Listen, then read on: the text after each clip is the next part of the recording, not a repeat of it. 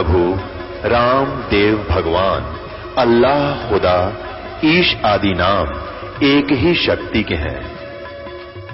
वो कैसा है, कहां है, कैसे मिलता है, किसने देखा है?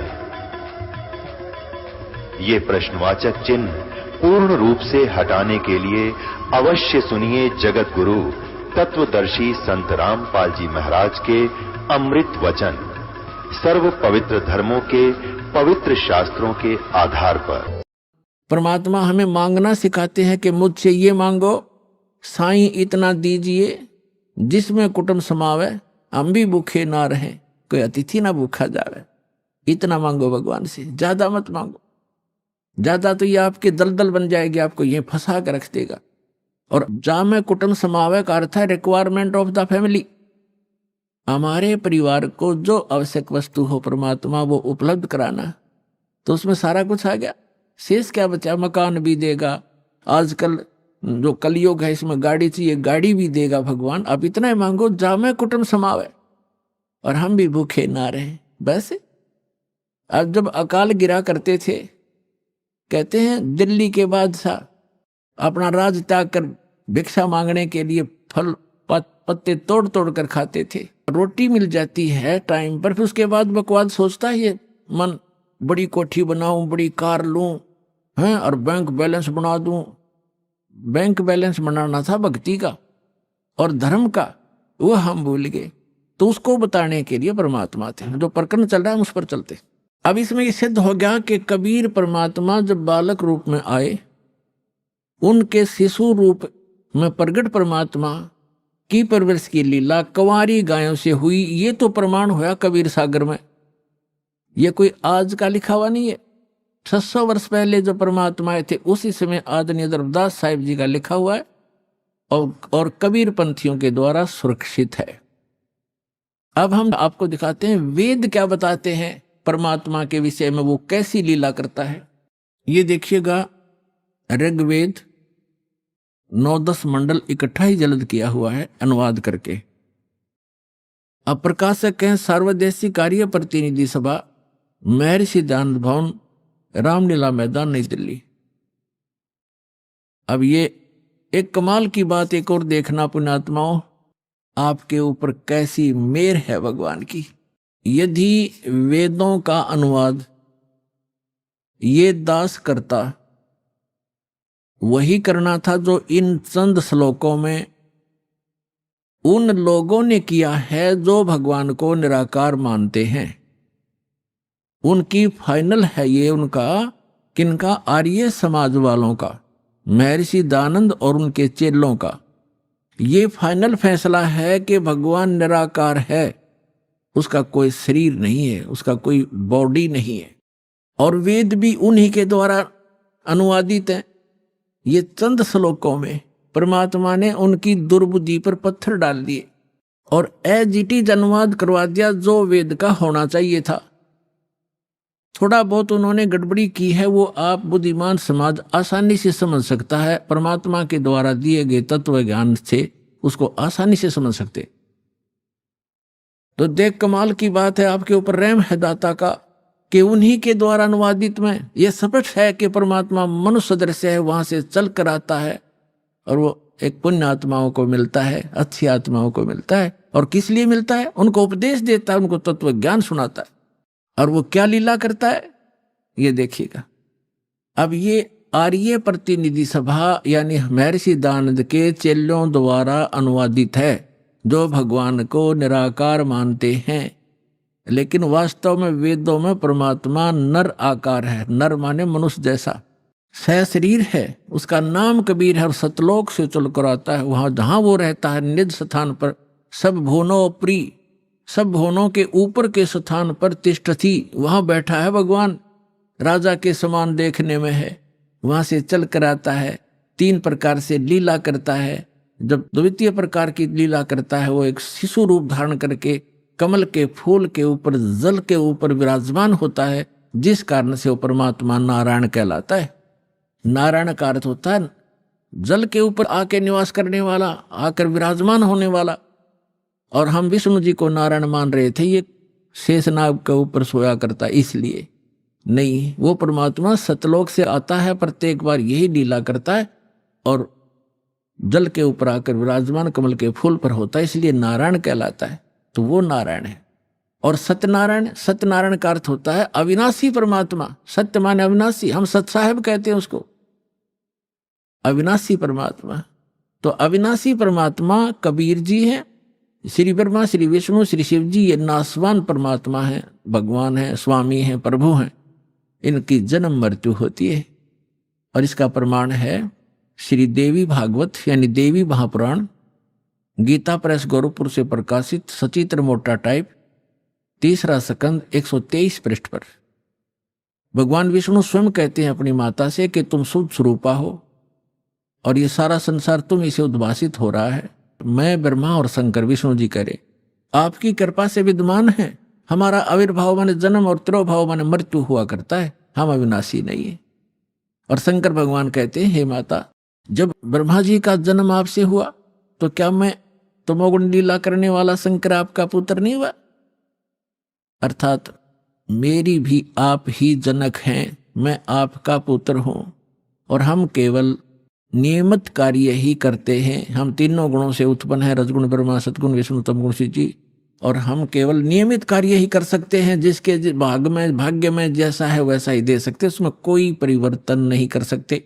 श्री देवी महापुराण ने चंद श्लोकों में इन भगवानों की पूर्ण लीला तकरीबन सती थी, क्लियर कर दी, स्पष्ट कर दिया, सारे कंसेप्ट क्लियर कर दे। ये नासवान है, दुर्गा जी इनकी माता है, रजगुण ब्रह्मा, सतगुण विष्णु, तमगुण शिव जी यही हैं, और प्रकृति दुर्गा को कहते हैं, और ये केवल नियमित कार्य ही कर सकते। तो जो नारायण है वो परमात्मा है, वास्तव में कबीर साहब है जो ऐसी लीला करता है। अब वेदों में दिखाते हैं आपको कि जब वो परमात्मा आता है शिशु रूप धारण करके, उसमें उनके परवरिश की लीला कंवारी गायों के द्वारा होती है। ये देखो, अब हम वेद पढ़ रहे हैं, आपको दिखा रहे हैं, ये वेद हैं, अभी आपको दिखाया था, अब और देख फिर पुनः दिखाते हैं। ये कहां से प्रकाशित है? सर्वदेशी कार्य प्रतिनिधि सभा, महर्षि दान भवन, रामलीला मैदान, नई दिल्ली से। और ये इसके अनुवादक और ये मुद्रक Prince Offset Printers 1510 Pataudi House, Tiraganj, Nai Delhi से। और अब हम आपको ऋग्वेद मंडल नंबर 9 का और सूक्त नंबर 1 दिखाते हैं। ये देखिएगा, ऋग्वेद भाष्यम अथ नवम मंडल, 9वां मंडल प्रारंभ होता है। इसका ये प्रथम मंत्र है। इसमें क्या लिखा है कि हे सोम स्वभाव परमात्मन, यानी परमात्मा की महिमा चल रही है। सोम माने परमात्मा, सोम, ये भी ध्यान रखना, अभी आगे चल के आपको ये हेल्प करेगा इस ज्ञान को समझने में। ये 1 नंबर मंत्र, मंडल नंबर 9 सूक्त नंबर 1 का अब मंत्र नंबर हम दूसरा पढ़ रहे हैं। इसमें है हे परमात्मन आप, है ना, परमात्मा की महिमा चल रही है, ये ध्यान रखना। अब तीसरे मंत्र में हे परमात्मन, चौथे मंत्र में हे परमात्मन आप, है ना महिमा भगवान की, और 5वें मंत्र में हे परमात्मन आप, यानी परमात्मा की महिमा चल रही है। अब छठे मंत्र में मंडल नंबर 9 सूक्त 1 मंत्र 6, हे परमात्मन, है परमात्मा की महिमा। और अब यहां 7वें और 8वें में इनका याद आ गया महर्षि के चेलियां के कि अब यदि हम यहाँ परमात्मा लिख देंगे, आगे परमात्मा की महिमा है कि वो बालक रूप धारण करके आता है, 3 प्रकार के शरीर धारण करता है, तो जनता के समझ में ना आ जावे कि भगवान नर आकार है। तो यहाँ इन्होंने परमात्मा ना लिख के पुरुष लिख दिया। ये देखिएगा, ऋग्वेद मंडल नंबर 9 सूक्त 1 और मंत्र नंबर 7, इसमें 6 तक तो उस हे परमात्मा लिखते आ रहे हैं, 6 तक तो।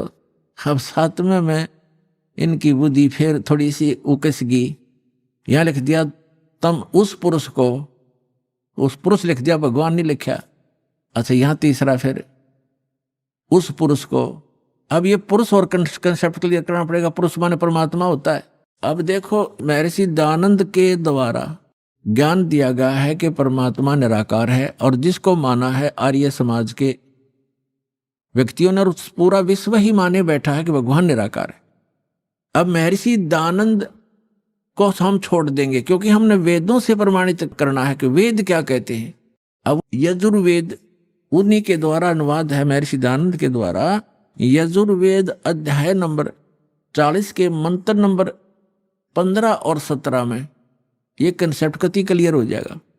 जैसे वेद ज्ञान उस पूर्ण परमात्मा ने दिया, इसके अंतःकरण में फीड कर दिया, उस मालिक ने जो इसमें लिखना था वो लिख दिया ताकि हम आसानी से समझ सके। तो यहां जिसने आगे वेदों को फिर बताया है, दिया है, समझाया है, उसमें लिखा है कि वेद ज्ञान दाता ये कहता है। अब वेद ज्ञान दाता, अब ये यहां काल माना जाएगा ब्रह्म, क्योंकि इसने आगे प्रदान किए हैं और इसको भगवान उस परम पिता ने दिए हैं, इसलिए ये गॉड गिवन है। और आगे जो इसने दिया है वो इस ब्रह्म के द्वारा दिए गए, इसलिए ये ब्रह्म गिवन भी कहे जाते हैं, गीता और ये दोनों वेद।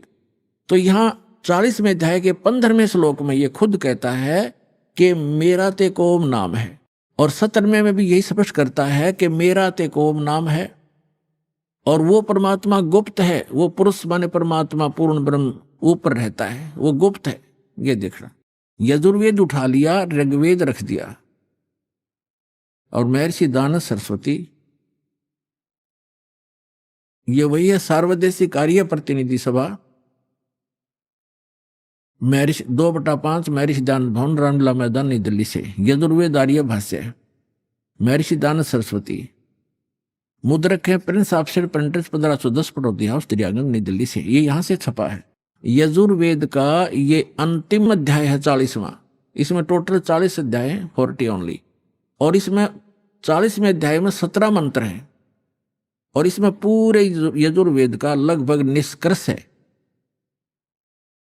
अब देखो, ये यजुर्वेद अध्याय नंबर 44 40वां अध्याय है। 40वें अध्याय का ये 15वें मंत्र में वेद ज्ञान दाता कहता है कि वायु अनिलम अमृतम अथिदम भस्मांतम शरीरम ओम करतो समर किलबे समर करतुम समर। ओम नाम का जाप काम करते करते सिमरण करो। कलबे माने कलबलाहट के साथ, कसक के साथ एक स्मरण करो, और कर्तुम माने अपना मूल कर्तव्य जानकर मनुष्य जीवन का ओम नाम का सिमरण करो। ये तो ब्रह्म तक की साधना है।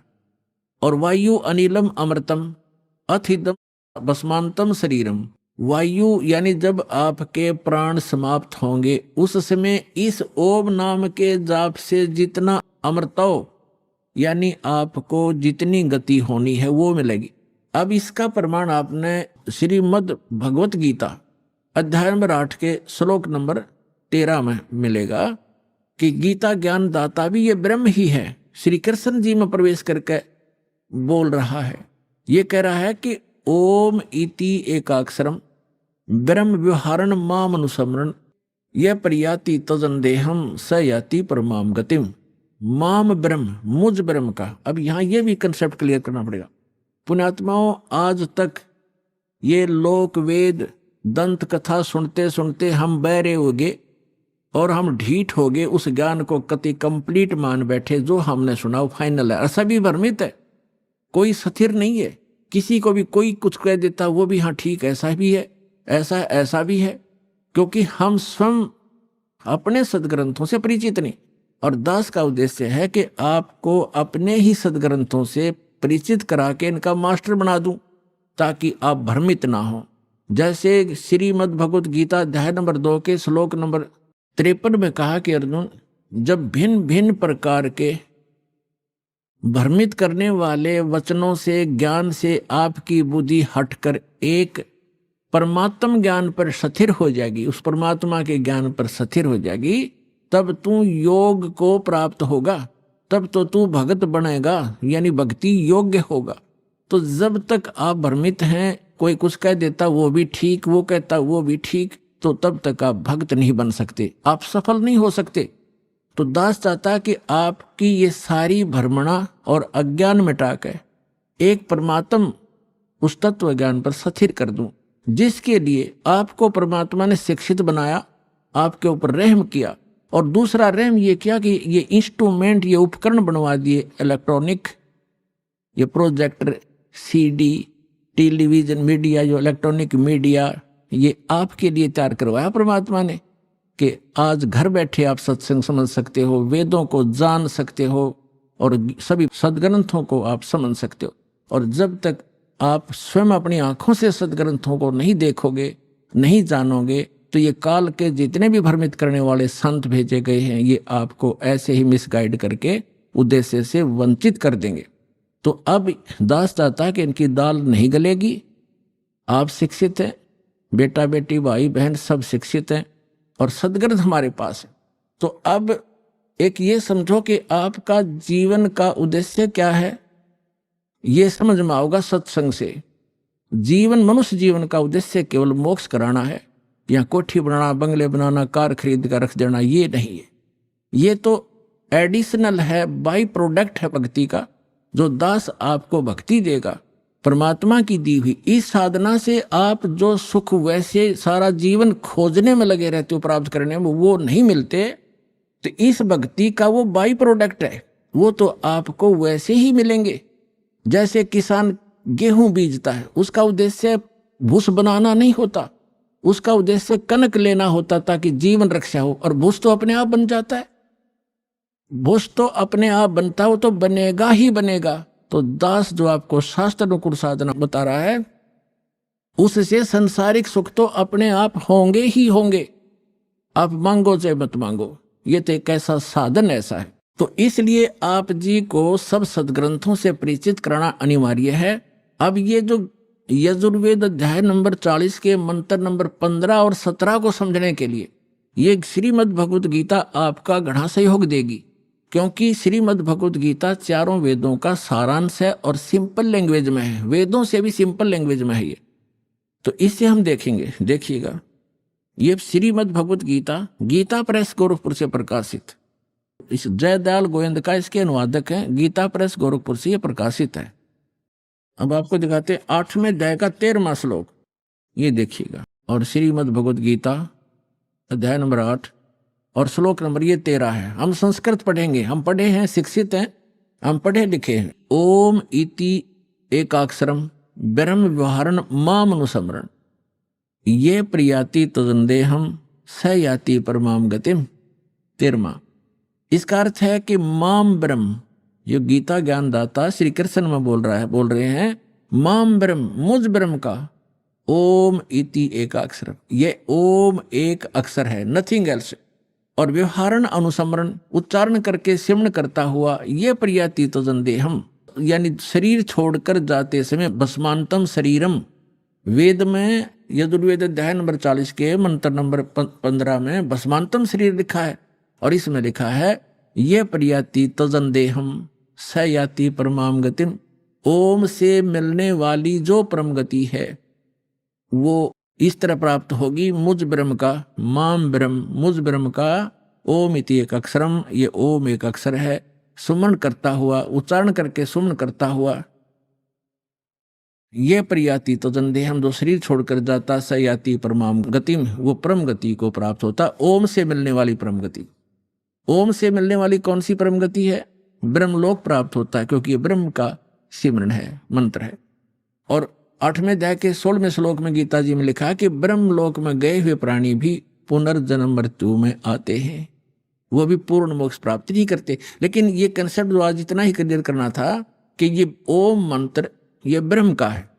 8वें अध्याय के 1 में अर्जुन ने प्रश्न किया कि आपने जो 7वें अध्याय के 29वें श्लोक में जिस तत्ब्रह्म की जानकारी दी है, वो तत्ब्रह्म कौन है कि जिसको जानकर प्राणी केवल जरा और मरण से, यानी बुढ़ापे के दुख और मृत्यु से छूटने का ही प्रयत्न करते हैं। तो वो किम तत्ब्रह्म, जिसको जानने के बाद प्राणी यहाँ की किसी वस्तु की इच्छा नहीं करता। गीता ज्ञानदाता ने 8वें अध्याय के 3रे श्लोक में कहा कि वो परम अक्षर ब्रह्म है, वो तो परम अक्षर ब्रह्म है, यानी गीता ज्ञानदाता से अन्य, वो सुप्रीम पावर है। श्रीमद् भगवत गीता अध्याय नंबर 15 के श्लोक 1 से लेकर 4 में, 16 और 17 में स्पष्ट किया हुआ है। इन पूरे ब्रह्मांड की एक स्थिति बताई है कि उल्टा लटका हुआ संसार रूपी वृक्ष है, ऊपर को जो जड़ है वो तो पूर्ण परमात्मा है, सबका धारण पोषण करने वाला, वो परम अक्षर ब्रह्म है। और वो जड़ तो प्रोक्ष हैं, गुप्त हैं, छुपी हुई हैं, और बाहर जो दिखाई देता वो वृक्ष कहलाता है। तो परमात्मा ने खुद आकर अपनी वाणी में बोला है, अक्षर पुरुष एक पेड़ है, और सरपुरुष यानी ज्योत निरंजन वाकी डार, और तीनों देवा शाखा हैं ये पात रूप संसार। और पेड़ जो जड़ है वो गुप्त है, तो जो जमीन से बाहर दिखाई देता तना उसको अक्षर पुरुष समझो, आगे उसके मोटी डार निकलती है उसको सरपुरुष समझो, उसके 3 शाखाएं हैं, रजगुण ब्रह्मा सतगुण विष्णु तमगुण शिव जी रूपी ये शाखाएं समझो, और पात रूप हम सब संसार समझो। तो वृक्ष का पालन कहां से होता है? मूल से, जड़ से। तो श्रीमद् भगवद गीता अध्याय नंबर 15 के श्लोक 1 से लेकर 4 में और 16 और 17 मंत्र में यह स्पष्ट किया गया है कि तत्वदर्शी संत की पहचान भी बताई है कि तत्वदर्शी संत वो होगा जो इस उल्टे लटके हुए संसार रूपी वृक्ष के सभी विभागों को भिन्न भिन्न बता देगा। पहले तो परमात्मा आए थे, तत्वदर्शी संत की भूमिका भी वही करके जाते हैं, इसलिए वो एक प्रसिद्ध कवि भी कहलाते हैं, लोकोक्तियों के माध्यम से, कविताओं के माध्यम से ज्ञान सुनाते हैं। तो उन्होंने 600 वर्ष पहले बताया था अक्षर पुरुष एक पेड़ है, और सरपुरुष वाकी डार, और तीनों देवा शाखा हैं ये पात रूप संसार। अब वो जड़ कौन बताओगा? जड़ तो उन्होंने गुप्त छोड़ दी, इस दास को भेजा कि वो जड़ कौन है? वो कबीर साहब है, वो परम अक्षर ब्रह्म है, वो मूल। तो 15वें अध्याय के गीता जी के 1 से 4 का अर्थ है, गीता ज्ञानदाता कहता है कि अर्जुन तत्वदर्शी संत की यह पहचान होगी कि उस संसार रूपी वृक्ष के सभी पार्ट्स को, सभी विभागों को, तना, डार, पत्ते, जड़ कौन है? तो जो बताता है सवेदवित वो तत्वदर्शी संत है। उसके पश्चात तत्वदर्शी संत की प्राप्ति के पश्चात परमेश्वर के उस परम पद की खोज करनी चाहिए जहां जाने के बाद साधक लौटकर कभी संसार में नहीं आते। और जिस परमेश्वर ने सारे ब्रह्मांडों की रचना की, और केवल उसकी भक्ति करना, मेरी भी नहीं करना, यदि पूर्ण मोक्ष चाहता है, जहां जाने के बाद फिर लौट कर नहीं आते वहां जाना चाहता है। और फिर 15वें अध्याय के 16 और 17 में बताया है कि 3 पुरुष हैं, सरपुरुष और अक्षर पुरुष। सरपुरुष तो ये ज्योति निरंजन काल है, अक्षर पुरुष उसका तना समझो जो 7 संग ब्रह्मांड का स्वामी है, और सरपुरुष केवल 21 ब्रह्मांड का स्वामी है। और उसके 3 शाखा हैं जो वृक्ष के, वो रजगुण ब्रह्मा सतगुण विष्णु तमगुण शिव जी रूपी समझो। और फिर बताया है 15वें अध्याय के 17वें श्लोक में कि उत्तम पुरुष है तू अन्य परमात्मा इति उदाहरते। उत्तम पुरुष तो कोई और है, जिसको भगवान कहते हैं, परमात्मा कहते हैं, वही तीनों लोकों में प्रवेश करके सबका धारण पोषण करता है। अवय ईश्वर है, वो अविनाशी परमेश्वर है, सबका धारण पोषण वही करता है। जैसे मूल से, जड़ से पूरे पेड़ की, वृक्ष की पोषण होता है, परवरिश होती है। तो यहां ये स्पष्ट किया। और कई आपको भ्रमित कर देंगे कि गीता अध्याय नंबर 15 के श्लोक नंबर 18 में गीता ज्ञानदाता कहता है कि मैं लोक वेद में पुरुषोत्तम प्रसिद्ध हूं। तो पुण्यात्माओं, वहां ये क्या कहता है कि मेरे अंतर्गत जितने भी प्राणी हैं 21 ब्रह्मांड में, इनसे मैं श्रेष्ठ हूं, इनसे मजबूत हूं, इनसे बलवान हूं, ताकतवर हूं, बुद्धिमान हूं। इसलिए लोक वेद में इस दंत कथा के आधार से मैं पुरुषोत्तम प्रसिद्ध हूं। आई एम नॉट पुरुषोत्तम, क्योंकि उसने तो 15वें अध्याय के 17वें श्लोक में स्पष्ट कर दिया कि पुरुषोत्तम तो कोई और है, उत्तम पुरुष है तू अन्य परमात्मा इति उदाहरते। कहने का भाव ये है कि एक तो 2 परमात्मा से दोगे। गीता अध्याय नंबर 18 के श्लोक नंबर 62 में और 66 में गीता ज्ञानदाता स्वयं कहता कि अर्जुन तू सर्वभाव से उस परमेश्वर की शरण में जा, उस परमेश्वर की कृपा से ही तू परम शांति को और सनातन परम धाम को प्राप्त होगा। यानी परम शांति चाहिए और शाश्वत स्थान जहां जाने के बाद फिर लौटकर कभी संसार में नहीं आते वो चाहिए, तो उस परमेश्वर की शरण में जा। यानी गीता ज्ञानदाता से अन्य है। और फिर उसके विषय में बताया कि 4थे अध्याय के 32 और 34 मंत्र में स्पष्ट किया है कि वो परमात्मा अपने मुख कमल से आके एक ज्ञान देता है, वो तत्व ज्ञान है। उसके मुख कमल से बोलेगी वाणी में, सच्चिदानंद घन ब्रह्म की वाणी में वो यज्ञों की जानकारी यानी धार्मिक अनुष्ठानों की जानकारी विस्तार से कही गई है। वो तत्व ज्ञान है। उस तत्व ज्ञान को तो तत्वदर्शी संतों से पूछ, मैं नहीं जानता। यदि जानता होता गीता ज्ञानदाता तो एक अध्याय और बना देता। इसलिए उसने कह दिया है कि तत्वदर्शी संतों से पूछो। फिर बताया है कि तत्वदर्शी संत की प्राप्ति के उपरांत 15वें अध्याय के 4थे श्लोक में परमेश्वर के उस परम पद की खोज करनी चाहिए जहां जाने के बाद साधक फिर लौटकर संसार में कभी नहीं आते। फिर 17वें अध्याय के 23वें श्लोक में उस परमेश्वर को पाने की, शाश्वत स्थान को पाने की, उस परम धाम को पाने की विधि बताई है। ओम तत्सत इति निर्देश ब्रह्मण त्रिविध समर्थ है। उस सच्चिदानंद घन ब्रह्म के पाने का इस 3 मंत्र के जाप का निर्देश है, फाइनल फैसला है, नथिंग एल्स। तो गीता ज्ञानदाता ने अपना नाम तो ओम स्पष्ट कर ही दिया। तत् और सत ये सांकेतिक हैं, ये तत्वदर्शी संत के लिए छोड़ दिए। तो वो तत्वदर्शी संत ये रामपाल दास सतलोक आश्रम बरवाला जिला हिसार में है। इसके पास वो कंप्लीट कोर्स है।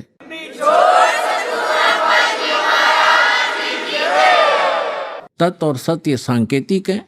तत् ये अक्षर पुरुष का मंत्र है, ये अन्य मंत्र है, तत् नहीं है, अन्य मंत्र है। और सत ये परम अक्षर ब्रह्म का मंत्र है, जाप है, वो अन्य मंत्र है। उसको सार शब्द भी कहते हैं, सार नाम भी कहते हैं, आदि नाम भी कहते हैं। तो ये कंप्लीट कोर्स है उस परमेश्वर के पाने का। और वो कंप्लीट कोर्स उस तत्व ज्ञान के अंदर है जो परमात्मा ने स्वयं आकर बोला है। उसमें कंप्लीट ज्ञान है, कंप्लीट कोर्स है। प्रथम मंत्र सतनाम, फिर सार नाम, इससे मोक्ष होगा। वो साधना इन वेदों में नहीं है। वेदों में परमात्मा की महिमा है। परमात्मा कबीर जी ने 600 वर्ष पहले अपनी अमृतवाणी में तत्व ज्ञान में कहा था कि वेद मेरा भेद है, मैं ना मिलूं वेदन के माही, और जौन वेद से मैं मिलूं। ये वेद जानते नहीं, ये चारों वेद मेरी महिमा का गुणगान करते, लेकिन इन वेदों में वर्णित विधि से मेरी प्राप्ति नहीं हो सकती। और जिस ज्ञान से, जिस वेद से, उस तत्व वेद से मैं मिलूं, वो ज्ञान इन वेदों में नहीं। ये वेद जानते नहीं। वेद मेरा भेद है, मैं ना मिलूं वेदन के माही, और जौन वेद से मैं मिलूं। ये वेद जानते नहीं। उसको बताने के लिए स्वयं परमात्मा आते।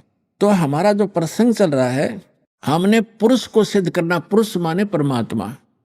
ये देखिएगा, श्रीमद् भगवत गीता रख दी, यजुर्वेद उठा लिया, और ये महर्षि दयानंद सरस्वती द्वारा ही अनुवादित है। ये यहां से प्रकाशित है। ये वही वाला है जो हम पढ़ रहे थे अभी थोड़ी देर पहले। ये वही वाला है। हम 44वां अध्याय पढ़ रहे हैं, 40वां अध्याय यजुर्वेद का। 15वें श्लोक में हमने पढ़ा है ओम करतो समर कलवे समर करतो समर। ये तो पढ़ लिया कि ओम नाम का जाप काम करते करते श्रवण करो, विशेष कसक के साथ श्रवण करो, मनुष्य जीवन का प्रथम कर्तव्य जानकर श्रवण करो। वायु अनिलम अमृतम अथ ईदम भस्मांतम शरीरम। शरीर भस्म होने पर, नष्ट होने पर, छोड़ने के समय जब आपकी जो वायु है, प्राण आपके जो जीव है, उसमें इतना अमृतव हो जाएगा कि वो जो ओम से होता है। अब हम यहां आते हैं 44वां अध्याय 40 में देगा 17वें श्लोक में। ये 17वां मंत्र है। इसमें लिखा है हे मनुष्यों, जैसे ज्योत स्वरूप रक्षक मुझसे, गीता वेद ज्ञान दाता कहता है, मुझसे अविनाशी यथार्थ कारण के आच्छादित मुख के तुल्य उत्तम अंग का प्रकाश किया जाता है, या किया जाता है आना चाहिए। और वह प्राण व सूर्य लोक में पुरुष है। ये पुरुष शब्द है संस्कृत में। पुरुष माने पूर्ण परमात्मा। हमने पुरुष सिद्ध करना था यहां से। पुरुष माने पूर्ण परमात्मा। एक तो ये खुद कहता है कि मैं ज्ञान दे रहा हूं, हे मनुष्य, क्योंकि ज्योत स्वरूपी रक्षक मुझसे, ये ज्योत स्वरूपित है काल, मुझसे जो अविनाशी यथार्थ कारण के आच्छादित मुख के तुल्य उत्तम अंग का प्रकाश किया जाता है, यानी ज्ञान दिया जा रहा है। जो वह वेद ज्ञान दाता कह रहा है कि जो वह प्राण व सूर्य मंडल में पूर्ण परमात्मा है, वह तो प्रोक्ष है। वह तो प्रोक्ष है, यहां है लिखना था। अहम, यू कहता अहम, ये है असो, सो असो अहम। ओम खम ब्रह्म।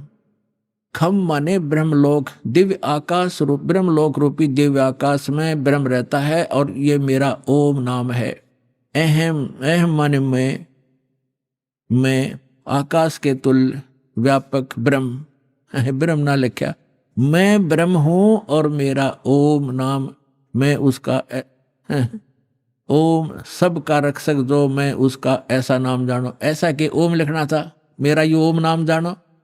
ये धाड़ंगा डाया इसने, तो इसे सिद्ध हो गया कि वेद ज्ञान दाता कह रहा है कि मेरा तो ओम नाम है, वो परमात्मा पुरुष माने पूर्ण परमात्मा तो गुप्त है, वो अन्य है, वो प्रोक्ष है।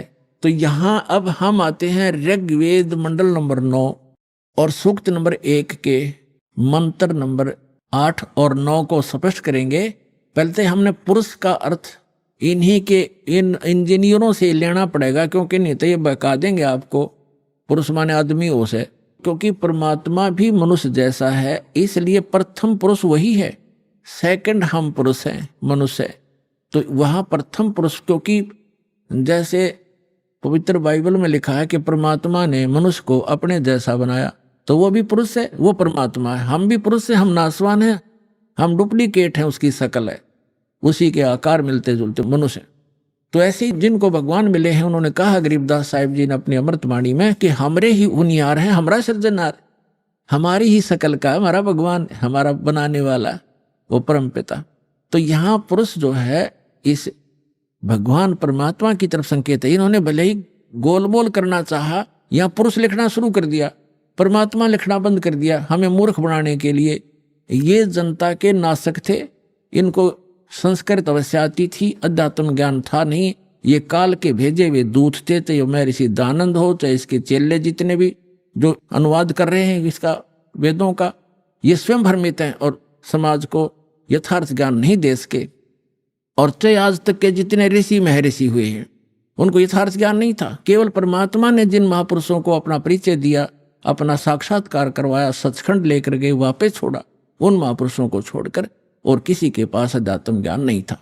अब वो ज्ञान इस दास को दिया उस परम पिता ने, इसका लाभ उठाओ। अब देखो, अब हम आगे ऋग्वेद मंडल नंबर 9 सूक्त 1 और मंत्र नंबर ये 6 तक तो ये परमात्मा लिखते आगे, और 7 में इन्होंने पुरुष लिखना कर दिया। उस पुरुष को, उस परमात्मा को लिखना था, तब माने उस परमात्मा उस पुरुष को लिख दिया।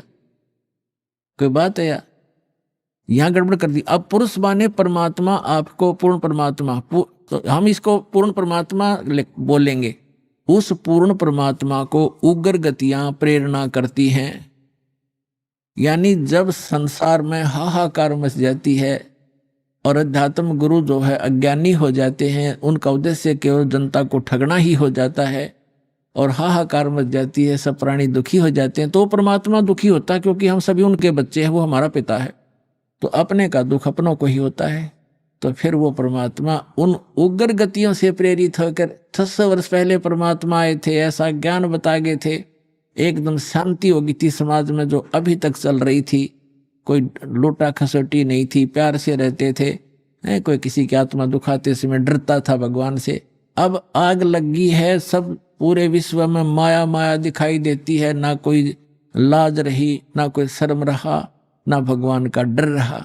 तो अब पुनः स्थापना करने के लिए उस शांति की और भक्ति की परमात्मा ने पहले से ही वचन बोल रखा था कि जब कलयुग 5500 वर्ष बीत जाएगा, तब मैं अपना दास भेजूंगा, उसको पूर्ण ज्ञान दूंगा। आइए अब हम उन श्रद्धालुओं के अनुभव जानते हैं जो जगत गुरु तत्वदर्शी संत रामपाल जी महाराज जी से दीक्षा प्राप्त कर चुके हैं तथा उनके द्वारा बताए गए भक्ति मार्ग पर चल रहे हैं। सर नमस्कार। नमस्कार सर। सर क्या नाम है आपका? दीपू दास। सर कहाँ से आए? मैं उन्नाव जिला और उत्तर प्रदेश से आया हूँ। सर संत रामपाल जी महाराज से नाम दीक्षा लेने से पहले क्या भक्ति साधना करते थे आप? सर मैं संत रामपाल जी महाराज से नाम दीक्षा लेने के पहले ओम नाम का जाप करता था और उससे मेरे अंदर सिद्धियाँ आ गई थीं, जिसके कारण मेरे को जितने भी धर्म गुरु हैं सबके पास मैं गया था। मेरे को तलाश थी, परमात्मा को पाने की तड़प थी। मैं सबसे पहले दिव्य ज्योति जागृति संस्थान आशुतोष महाराज के पास गया, वहाँ भी देखा, वहाँ भी उनके अंदर भी कोई पावर मेरे को नहीं लगा। मैंने कबीर सागर, साखी, शब्द रामायणी, अनुराग सागर, बीजक सब कुछ पढ़ रखा था, गुरु नानक देव की वाणी, गीता जी को सबको पढ़ रखा था। उसके आधार से कोई भी ऐसा संत मेरे को नहीं दिखा जो शास्त्र के आधार से भक्ति बताता हो। उसके आधार से फिर मैं उसी की तड़प में, परमात्मा की तड़प में निरंकार वाले के पास गया। वहाँ भी मांस वास खाते हैं, पैर छूते हैं एक दूसरे को, और ऐसा देख के कि कबीर साहब ने ऐसा तो कहीं भी नहीं किया है, ना बोला ऐसा। तो वहाँ भी मैं लौट के आ गया वापस। उसके बाद में मैं राधा स्वामी, धन सतगुरु, उनमें भी 1.5 साल तक रहा और 5 नाम का जाप किया, वहाँ भी कोई भी फ़ायदा नहीं मिला। फिर मेरी शादी हो गई 2011 में। तो मैं रो रहा था, बैठा बरामदे में बैठा और कुर्सी पे बैठा था और मेज़ पे रो रहा था, परमात्मा, मैं अपनी सिद्धि से देख रहा था कि पूरी पृथ्वी पे कोई भी गुरु नहीं है, धर्म गुरु, जो कबीर साहब के द्वारा बताए हुए मार्ग को बता सके। मेरे को सब चीज़ दिखती थी, पूरी पृथ्वी एक ग्लोब की तरह, जैसे ऐसे दिखती थी फिल्म की तरह, उसमें सब कुछ मैं सब देख रहा था। मेरे को ऐसे ही अचानक मैं रो रहा था, तड़प रहा था परमात्मा के लिए, मेरा मनुष्य का जीवन बर्बाद हो जाएगा, शादी भी हो गई। और ऐसा ही सोच रहा था कि कबीर साहब जो गुरु जी हैं अपने संत रामपाल जी महाराज हमारे, वो आसमान में मैं ऊपर की तरफ देखा और मेरे नाते रिश्तेदार 3 दिन हुआ था, वो पल्ली पे ही बैठे थे। जब शादी के तीसरे दिन, मैं ऐसे तीसरे दिन सोच रहा था कि संत रामपाल जी महाराज आसमान से सीधे उतरे, हाथ में कुल्हाड़ी पकड़े थे और मेरे से मैं उनको देखते ही जैसे मैं जड़ हो गया और स्टैचू बन गया और मेरे हाथ पैर शरीर सब बंद गया और आंखें खुली हुई थी और ऐसे बंद गया। फिर मैं देखता हूँ कि वो बोलते हैं मुस्कुरा के मेरे से, दीपू चलो मैं तुम्हें बांस काट के देता हूँ। मैं उनको देख के मैं बोला, मुंह से नहीं बात हो रही थी, मैं बंद गया बिल्कुल जैसे, और वैसे मतलब हृदय से बात हो रही थी। बोले चलो तुम्हें मैं बांस काट के देता हूँ। मैंने कहा यार, मैं जैसे अपने मित्र से बात कर रहा हूँ, उनके शरीर से श्वेत यानी दूध की जैसा प्रकाश निकल रहा था, उनके सभी अंगों से सफ़ेद कुर्ता पजामा पहन रखा था, सफ़ेद शरीर से सारा प्रकाश निकल रहा था। उनकी उपस्थिति में मेरे को दीवाल का कोई पर्दा नहीं था, सारा आर पार दिखाई दे रहा था। वो बोलते हैं कि तू नहीं जाएगा बांस काटने? मैंने कहा मैं नहीं आपके साथ जाऊंगा, आपको मैं नहीं जानता हूँ। उनके आने से मेरे को डर वर सब भग गया था, आनंद आ रहा था, प्रफुल्लता थी मन में, उल्लास था। और वो जा रहे थे बांस काट के लाए और वो अर्थी बना रहे थे मेरे घर के पीछे में। मैं बोला ये क्या कर रहे हो आप? तो वो बोले देखते रहो। मैंने उनसे हंस के कहा कि अच्छा वो दादी बीमार है ना प्रमोद की हमारे मोहल्ले में, इसीलिए उनको ले जाने के लिए आए हो आप? चलो ले जाओ, वो अंधी है बेचारी को बहुत दुख है, दिखाई भी नहीं देता है, ले जाओ उनको। तो वो गुरुजी हंस के बोलने लगे, संत रामपाल जी महाराज कहने लगे नहीं उनका नंबर नहीं है, अब तुम्हारा नंबर है। मैं बोला नहीं मैं अभी नहीं जाऊंगा, अभी माँ बाप की सेवा भी नहीं की है और ना ही अभी मेरी तो 3 दिन शादी का हुआ है, बाद में आ जाना, ऐसे करने लगा। तो परमात्मा ने मेरे को समझाया, सदगुरु देव जी ने, मेरे संत रामपाल जी ने मेरे को समझाया कि संसार में क्या देख के तू खुश हो रहा है, यहाँ संसार में कोई भी अपना नहीं है, चल तू मेरे साथ में परमात्मा की भक्ति कर। मैं उनको पहले कभी भी जानता भी नहीं था कि ये कौन संत हैं, कहाँ रहते हैं, उनके बारे में मेरे को कुछ भी जानकारी नहीं थी। उसके बाद में संत रामपाल जी महाराज से मैंने प्रश्न किया कि आप क्या काल के दूत हो? बोले नहीं, क्योंकि मैंने कबीर सागर ये सब पढ़ा था, उसी के आधार से मैंने बोला कि आपके काल के दूत हो? बोले नहीं, मैं काल का दूत नहीं हूँ। फिर उन्होंने समझाया, मेरे को बहुत दिखाया, फिर बोले काल देखेगा कैसा होता है? मैंने कहा हाँ देखूंगा। उनकी जो आकृति होती है वो इनविजिबल होती है, तुरंत ही जैसे एक बहुत बड़ा तालाब जैसा होता है, उसमें से कचड़ा खून खच्चड़ ऐसे भरा पड़ा रहता है, उसमें से एक बहुत भयंकर आकृति निकल के आती है सामने। अब वो आकृति जैसे चपटा मुँह का है और चपटे मुँह का है, उसके पूरे शरीर से जैसे कोई घाव वाव जैसा फोड़ा फट जाता है ऐसे था, पूरे शरीर में उसके घाव था और वो सड़ा हुआ था बिल्कुल कतई, उसको गंध आ रही थी, बदबू आ रही थी। और वो मेरे को पकड़ लिया उसने पंजे में और मैं झटपटाने लगा, रोने लगा कि है पर मम्मी पापा जितने भी बाहर बैठे थे, बचाओ, कोई भी मेरी तरफ नहीं देख रहा था। उसके बाद मैं उनसे जब कह लिया कि नहीं बचा रहे हैं, मैं आंसुओं की धार थी, कोई भी मेरी तरफ देख नहीं रहा था और मेरे को दबा रहा था, वो हड्डियां चटक रही थी, आंसुओं की धार बंधी हुई थी। तभी मैंने कहा, जितने भी भाई हमारे बुआ मामा फुप्पा लगते थे सबसे कह लिया, मगर किसी ने मेरी तरफ ध्यान नहीं दिया।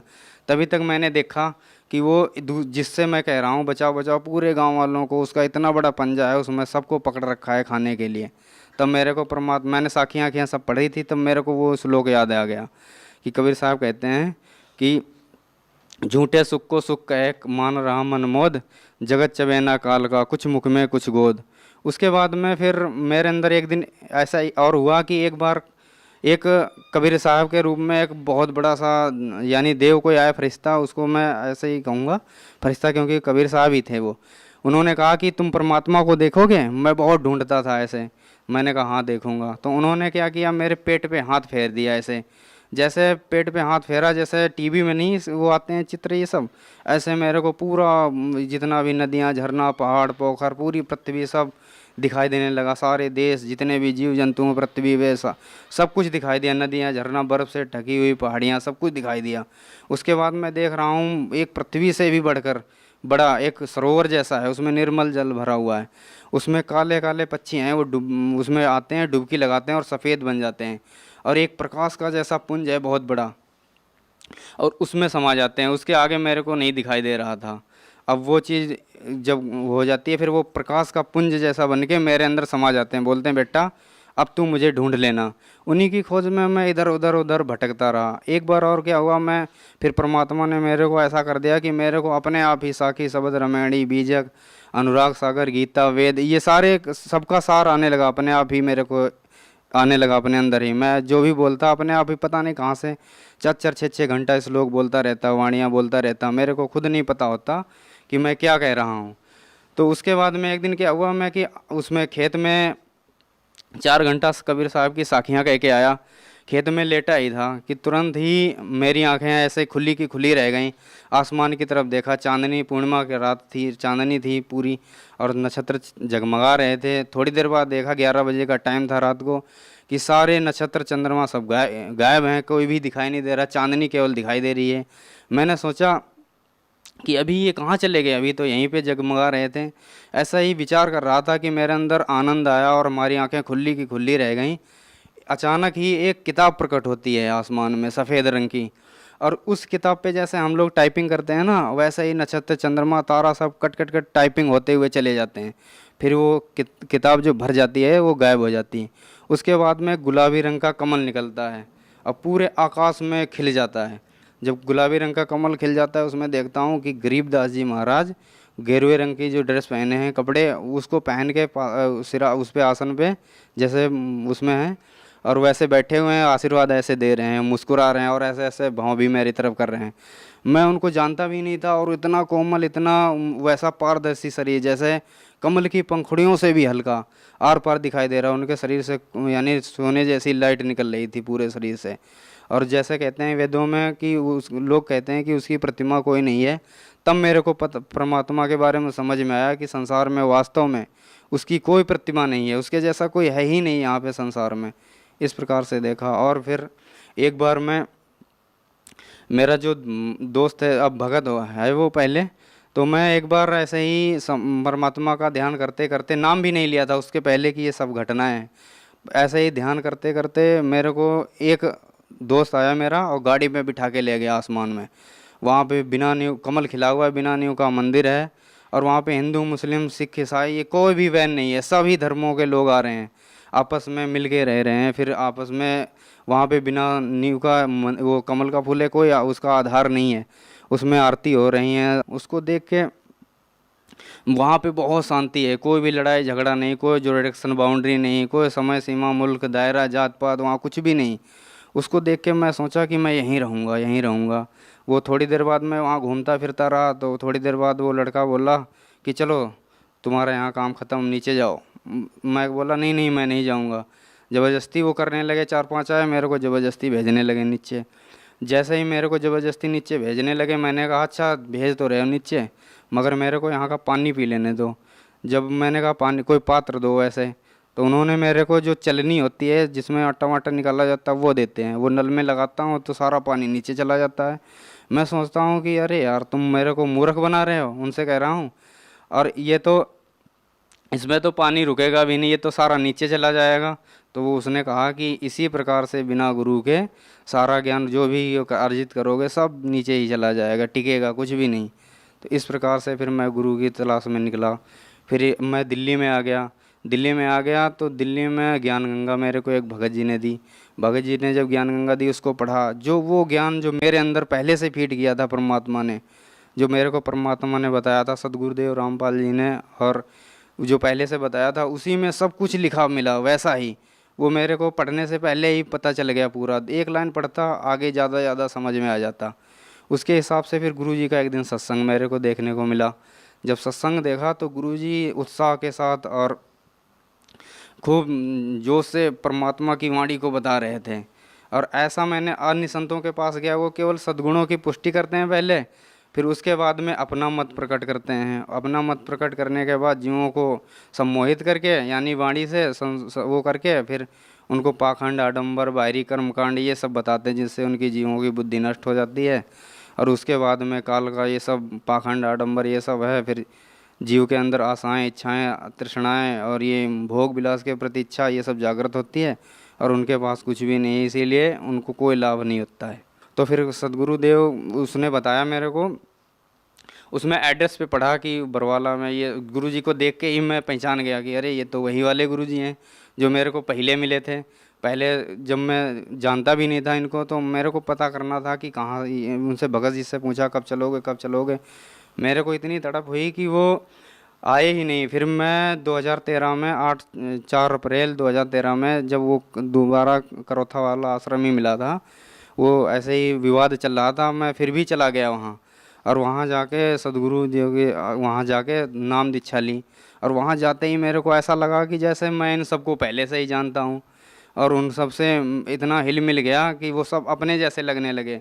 वहाँ जाके ऐसा भाव, ऐसा कि ये तो वहाँ तो ईंट पत्थर में हम भटक रहे थे, धक्के खा रहे थे, ये तो जागृत मंदिर है। सब जितने भी थे वो हम ईंट पत्थर के देवता बनाए हुए थे, यहाँ तो सारे देवता ही देवता हैं। उनसे मिलकर मेरे को बहुत खुशी हुई। कोई भी बुराई नहीं, कोई नशा नहीं करते, कोई भी उनके अंदर बुराइयां नहीं है, नशा और ये जितनी भी दारू, गांजा, भांग, तंबाकू ये कुछ भी नहीं करते। और उन्हीं वही फिर परमात्मा से नाम दीक्षा ली वहाँ पे, और नाम दीक्षा से फिर भक्ति स्टार्ट की परमात्मा की।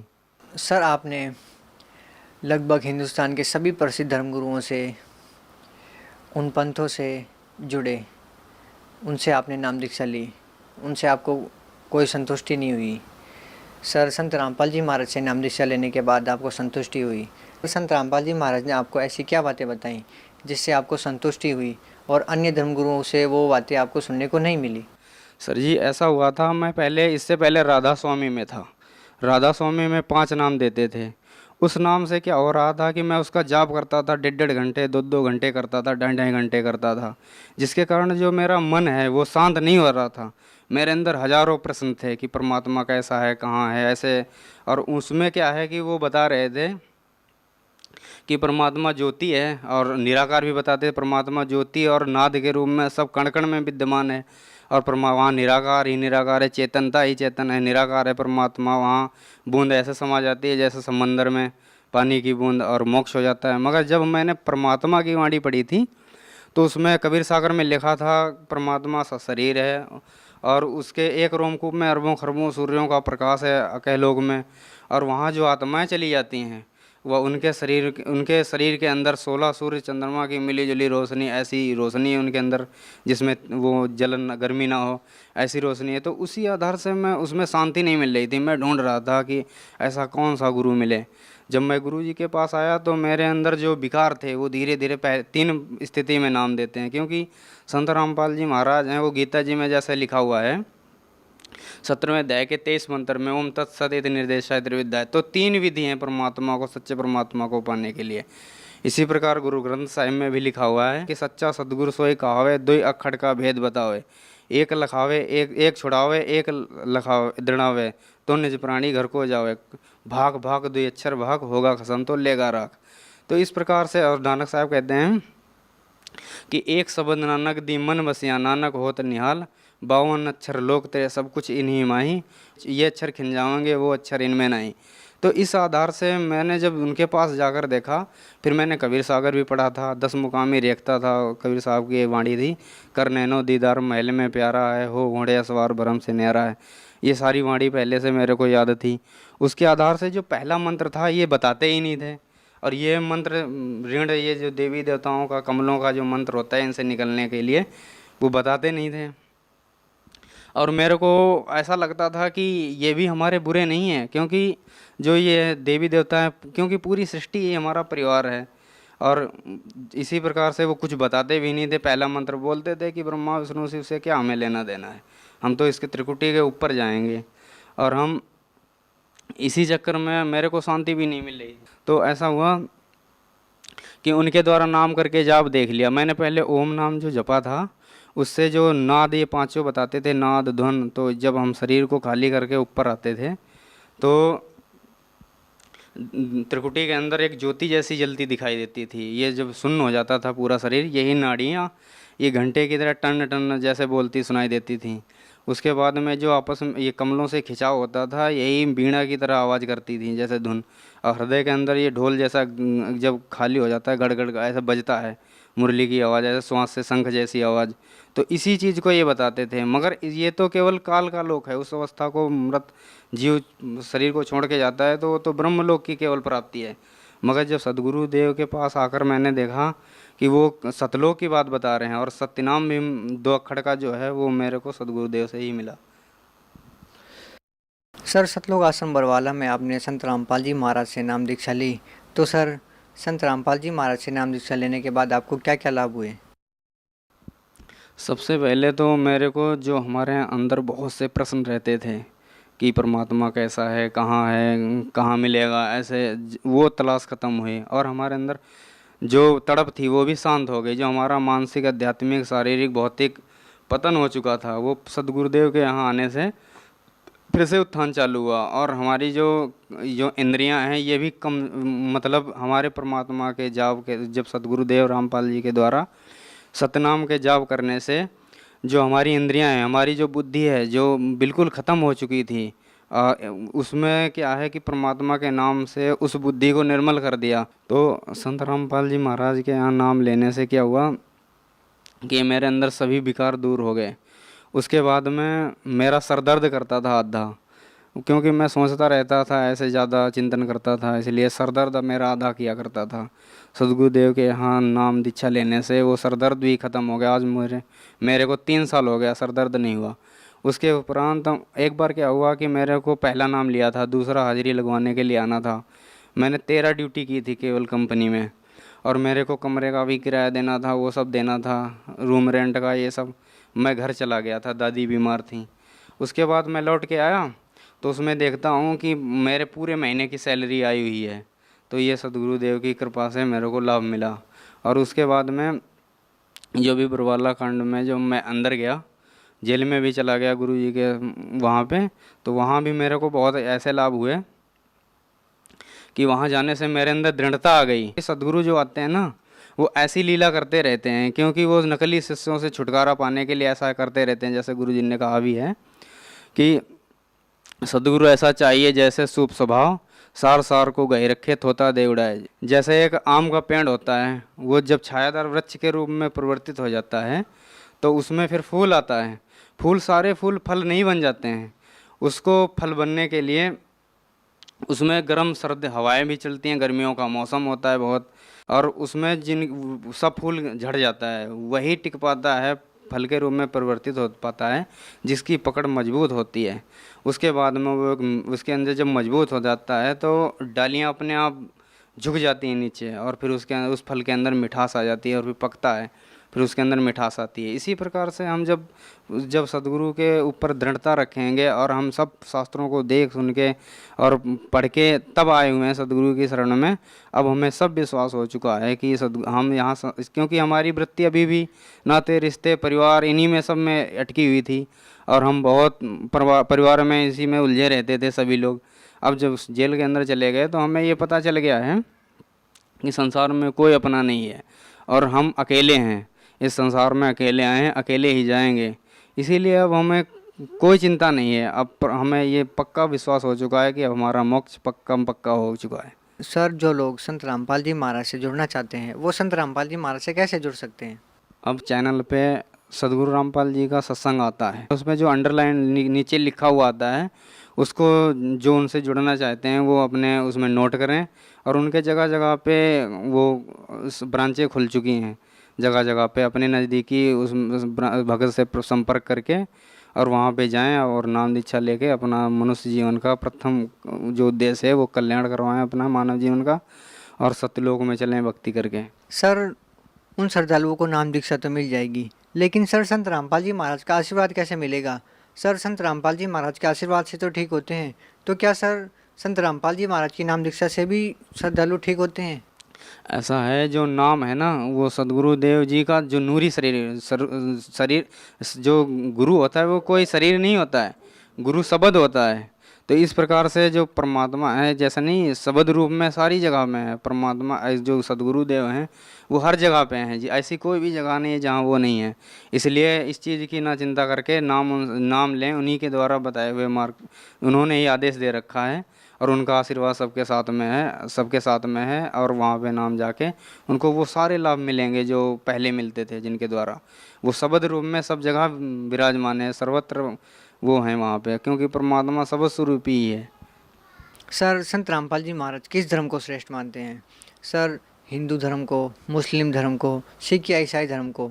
सर, संत रामपाल जी महाराज समाज को किस धर्म की ओर लेके जाना चाहते हैं?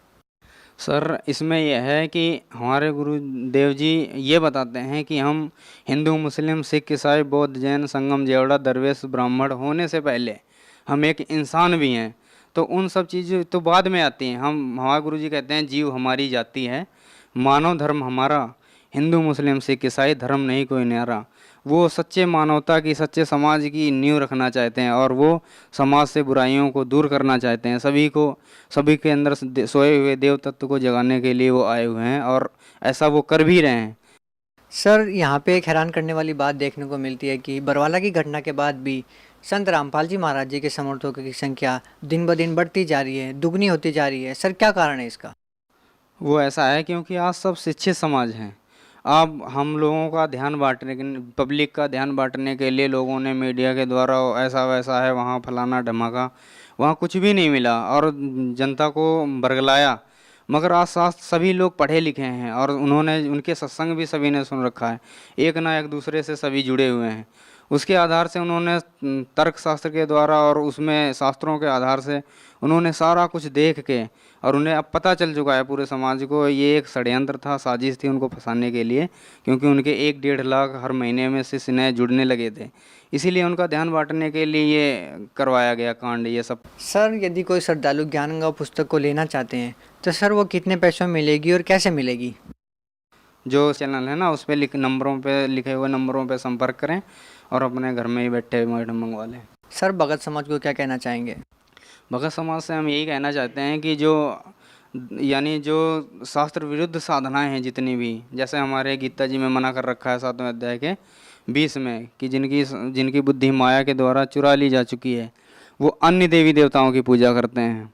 तो इसी प्रकार से अब हम उस चीज़ को ना समझ के अब सदगुरुदेव संत रामपाल जी महाराज जो परमात्मा स्वरूप हैं, कबीरदेव के अवतार माने जाते हैं, वही हैं और उनकी शरण में आए और शास्त्र के अनुसार भक्ति करें और अपना कल्याण कराएं और मोक्ष करवाएं। सर, यहाँ में एक और बात देखने को मिलती है कि संत रामपाल जी महाराज जी के शिष्य गीता, वेद, पुराण, बाइबिल सभी धर्मशास्त्रों के बारे में बहुत गहरा ज्ञान रखते हैं, जबकि देखा जाता है कि आज के समाज में जैसे कंप्यूटर युग चल रहा है, सर इस युग में धर्मशास्त्रों के बारे में इतना ध्यान नहीं दिया जाता। लेकिन सर, संत रामपाल जी महाराज जी के शिष्य सभी धर्मों के शास्त्रों के बारे में इतनी गहरी जानकारी रखते हैं। सर, क्या कारण है?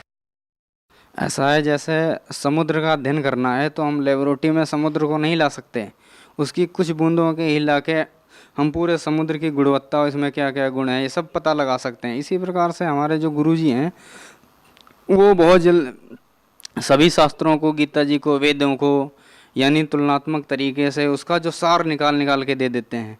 वो जो की है मास्टर आपकी जो पूरे शास्त्रों का ज्ञान, और वो सब सिंपल लैंग्वेज में बताते हैं जिसके द्वारा उन्हें आसानी से समझ में आ जाता है और वो बहुत जल्दी ही उस ज्ञान से परिपूर्ण हो जाते हैं। सर, बहुत बहुत धन्यवाद आपका।